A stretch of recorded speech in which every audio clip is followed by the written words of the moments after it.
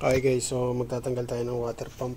So gamit natin yung GMB product, Japan yan.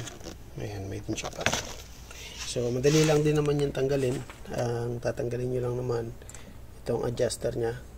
Ito, tanggalin nyo yan, yung tornilyo 12mm tsaka itong 12mm na to. And then yung nandun sa ilalim na tornilyo, ito.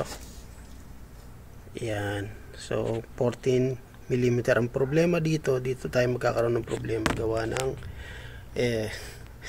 bilog. Ayan o, bilog ang tornilyo. Tayo tayo dyan. Natanggalan natin. Okay guys, so natanggalan natin yung pulley. Ayan.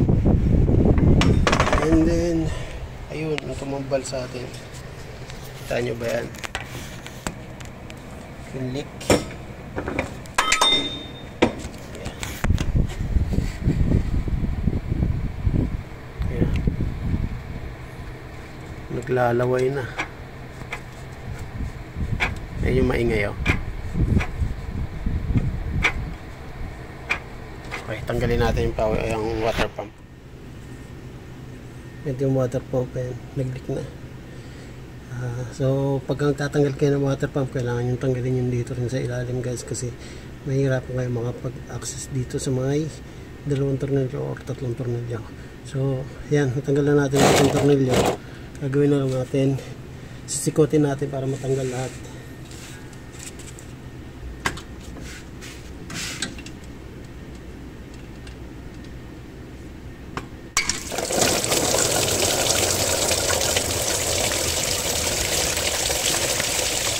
Baha.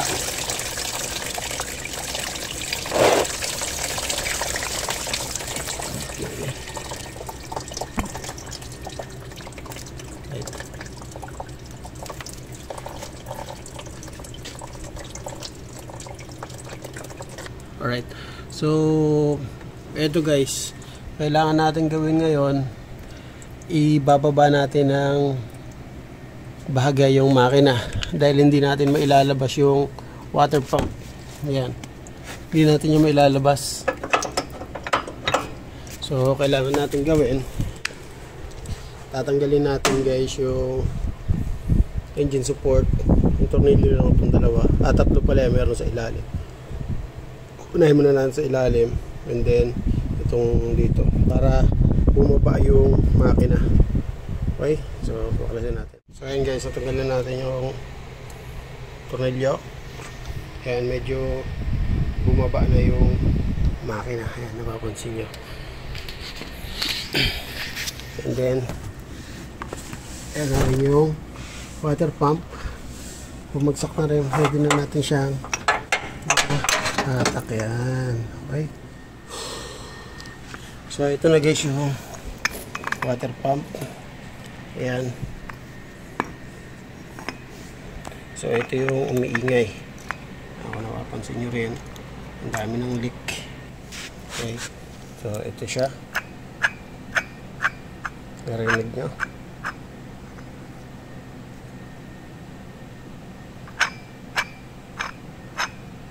Ayan, dapat yan walang tunog yun. Okay. So basag na yung bearing yan sa loob. And then kung napapansin nyo rin, dumikit na yung luma. Ayan, magkadikit na siya. Hindi katulad ng bago yan. Ang laki ng awang, di ba? Ayan. Pero kita nyo naman, pag kulan guys yung gamit, nakita nyo, walang kalawang yung loob ng makina, yung water pump. So kung tubig to, malamang yan, nauubos na itong propeller nya. Ayan, unti-unti yan kakainin ng kalawang. And then yung coolant nya, hindi pula yung kulay.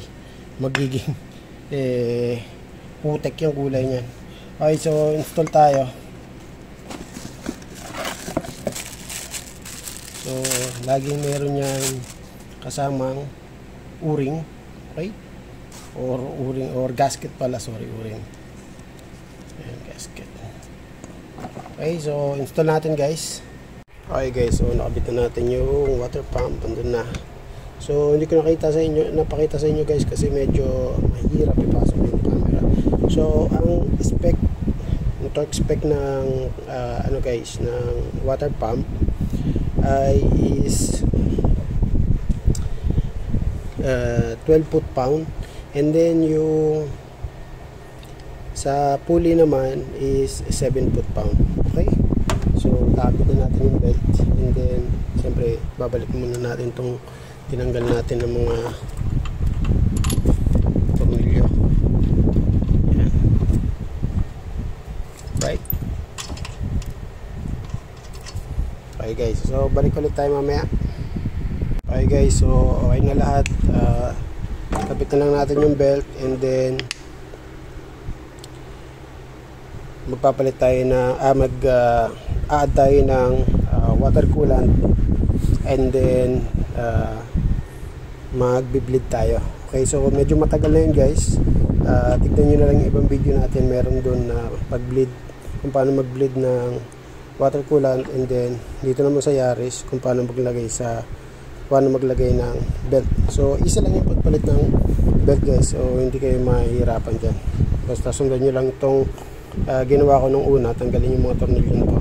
Okay, so kung magpapalit lang kayo ng belt, pwedeng hindi nyo natanggalin yung ito. Okay, so luwagan nyo lang na para may adjust nyo lang tong alternator para may push nyo pa loob. Okay, so ayun guys, ganito na lang, and we'll see you again with my next video. Bye. Okay guys, so ayan na yung pagkabit ng belt. Baka sabihin nyo hindi ko sa inyo pinakita.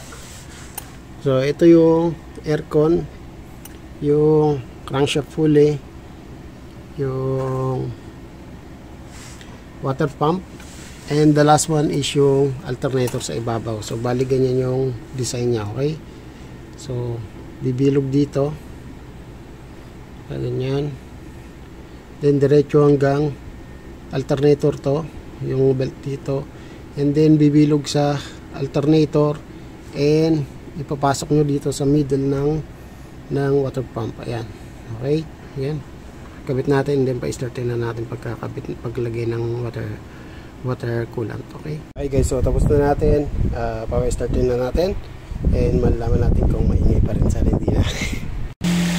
Okay guys, so ayan, tahimik na naman, wala nang ingay. Alright, okay, so ayan, kapatay na natin muna, and then lalagyan na natin lahat. Mag-flip pa pala ako. Okay, so yun guys, hanggang dito na lang, and bye.